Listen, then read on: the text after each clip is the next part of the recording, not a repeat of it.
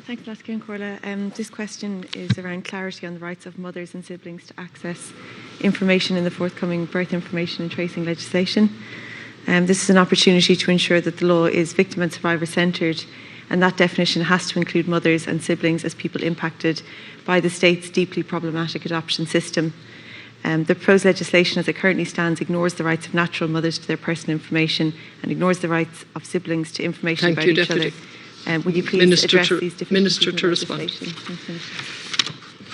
Thanks, Deputy. The proposed birth information tracing legislation will enshrine in law the right of a person to know his or her origins for the first time, and the priority policy underpinning the scheme is to allow access to identity information, including the birth certificate, unredacted birth and early life information, to all adoptees, persons whose birth were illegally registered, and those in care arrangements such as being boarded out. And the proposed legislation will empower those persons to access vital records related to their own identity. Mothers can continue to avail of their existing rights under GDPR, data protection and freedom of information legislation to access information pertaining to themselves. And they can also avail of their right to rectification, which is enshrined in the GDPR and is a route for mothers to rectify personal data held about them in historical files which they consider to be inaccurate or incomplete. And I know that issue of inaccurate information is one that mothers who've spoken to me about this issue were particularly concerned about. And as they can already obtain their own information and have it corrected under existing legal mechanisms, there wasn't any provision for their rights under this particular piece of legislation.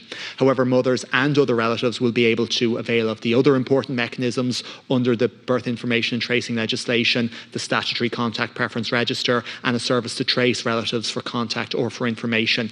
The contact preference register will be held by Adoption Authority of Ireland, and persons including mothers and siblings can make applications to have their contact preference recorded or to lodge information. I've given very careful consideration to the issue of access by siblings to historical records where a relevant person has deceased. In this regard, I'm conscious that GDPR can place significant restrictions on rights of access to personal data relating to a third party, and this may constrain our proposals. However, I'm also very much aware of the strong wish of people to access historical records related to deceased relatives. My department is engaging with the Office of the Attorney General on the matter. It is complex because of GDPR, but I've looked to explore all opportunities, and we'll discuss this as the legislation progresses. I suppose, first of all, if mothers can already exercise their rights under GDPR, why can't adoptees do the same? And as you say, I suppose the legislation is about access to one's own information, and for adoptees, it's access to their birth certificate, a right still denied to them by the state despite GDPR, along with other early life information. But mothers should be able to access their own care and adoption files. So even like you say, under current GDPR, they can access some stuff. But the scheme provides no mechanism for adopted people and natural mothers to access the administrative files of institutions, agencies and individuals involved in forced family separation. Many adopted people and their siblings, whether adopted or not, are eager to learn about each other and be in contact, and they are entitled to under GDPR. So they must be facilitated in doing so. The bill needs to provide all affected people, including relatives of the deceased, with a clear pathway for immediate access to their records and administrative files. And you just referenced there that there could be a barrier in relation to people's GDPR when they have deceased relatives. Thank you, Deputy. But according to the experts, there's no way that a deceased person's GDPR thank you, Deputy. You get a chance to come back relatives' GDPR rights. Thank you. Minister. I think, again, I suppose in the context I was speaking there, it was the GDPR rights of the mother in question, if the mother was still alive. So if you have a question where you have a mother, a child and a sibling of that child, in that situation, the GDPR rights of the mother also have to be taken into account.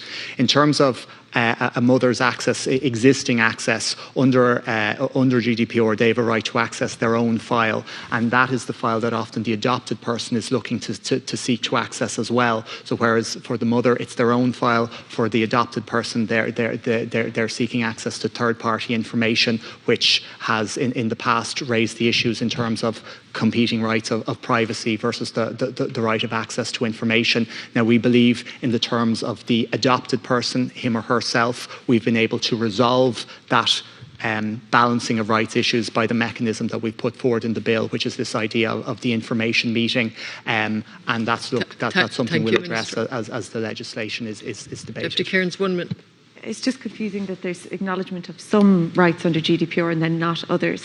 But access to birth information has to be unconditional, and the bill currently proposes a form of compulsory information session with a social worker, another issue, and adoptees have rightly pointed out this is a barrier, not to mention a kind of condescending one, and it would be more appropriate if the bill ensured that all people seeking information are provided with medical and counselling support rather than a compulsory information session which kind of insinuates they don't understand.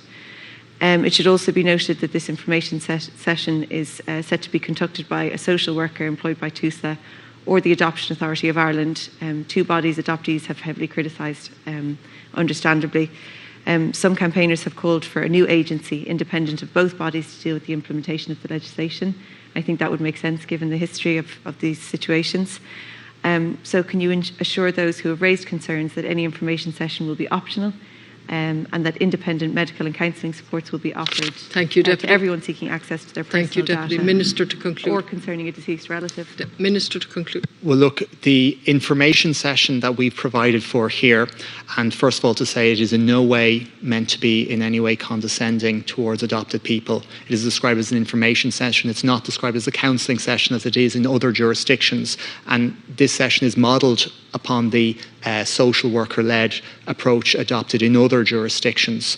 But the key reason that this session is here is to provide for that balancing of constitutional rights, the right to information that we're recognising for the first time in law in this particular piece of legislation, versus and balancing that with the right of privacy of a natural mother, which is also recognised in law. And we've done that in such a way that the right to access to information will always win out. And I think that's the big change that we've achieved in this particular piece of legislation. But in order that the legislation reflects a balancing of rights, we provided for this information session. I'm happy to engage with adoptees in terms of how we frame that session. We're not closed on that, but this is a mechanism that we've used to resolve a constitutional balance that has bedeviled legislation in this area for 20 years. And I think we've taken a very important step with this draft legislation.